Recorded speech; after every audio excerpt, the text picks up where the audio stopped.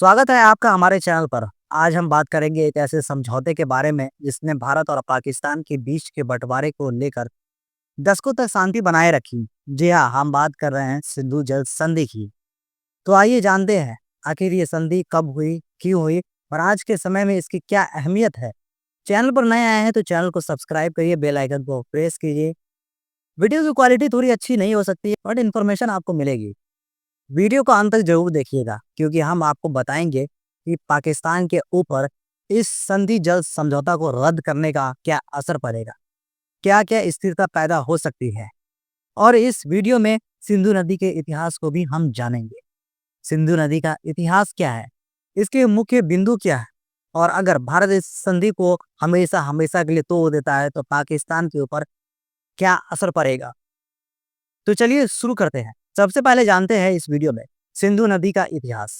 सिंधु नदी, जिसे अंग्रेजी में इंडस रिवर कहा जाता है, एशिया की प्रमुख नदियों में से एक। इसका इतिहास हजारों साल पुराना है। सिंधु नदी तिब्बत के मानसरोवर झील के पास से निकलती है और लद्दाख होते हुए पाकिस्तान में बहती है। ये नदी लगभग 3180 किलोमीटर लंबी और पाकिस्तान की लाइफ लाइन मानी जाती है। इस नदी के किनारे बसी थी सिंधु घाटी सभ्यता। हड़प्पा, मोहनजोदड़ो और चूनोदरो जैसी शहरें इसी सभ्यता के प्रमाण हैं। तो सबसे पहले जानते हैं सिंधु जल संधि क्या है। सिंधु जल संधि यानी इंडस वाटर्स ट्रीटी भारत और पाकिस्तान के बीच 19 सितंबर 1960 को एक ऐतिहासिक समझौता हुआ था। इस समझौते के तहत सिंधु नदी प्रणाली के पानी के उपयोग को लेकर कई नियम तय किए गए थे।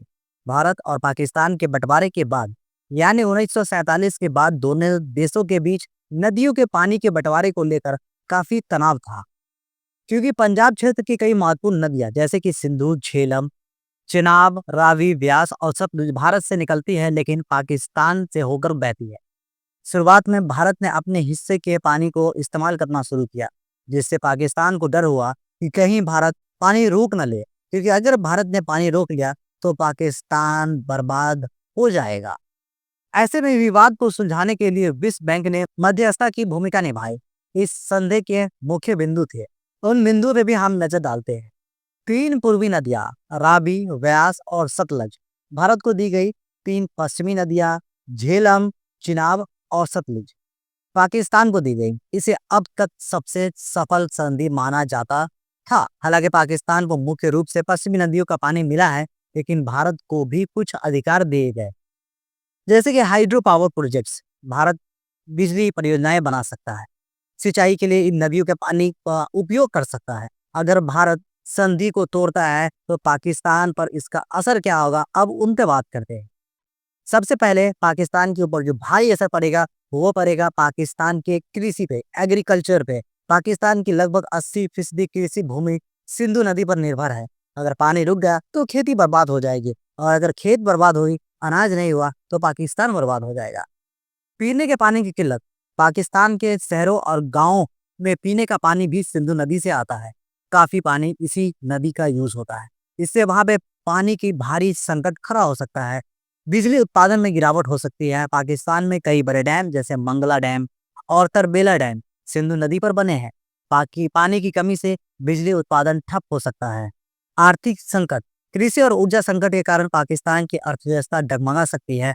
खाद्य संकट और महंगाई चरम पे पहुंच सकती है, और महंगाई जो है वो पाकिस्तान में पहले ही से बहुत चरम पे जा चुकी है।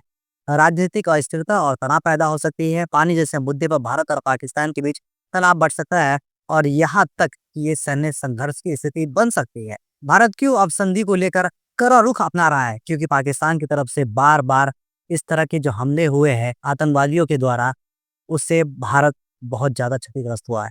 हाल के वर्षों में जब जब पाकिस्तान ने आतंकवाद को बढ़ावा दिया या भारत पर हमले हुए, तब तब भारत में ये मांग उठी कि सिंधु जल संधि को तोड़ा जाए।